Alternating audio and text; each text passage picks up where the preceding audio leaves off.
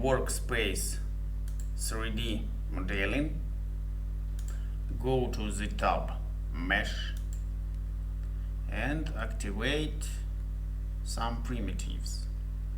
Create, it's maybe mesh pyramid.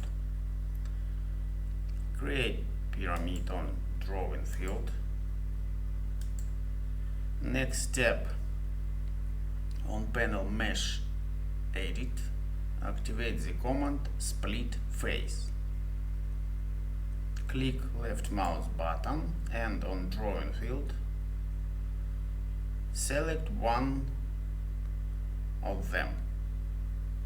Select a mesh face to split, it's maybe here, and click left mouse button. Next step, move the cursor and specify first point.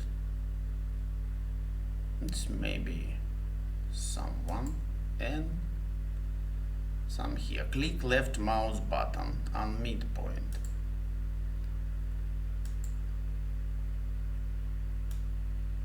Some rotate.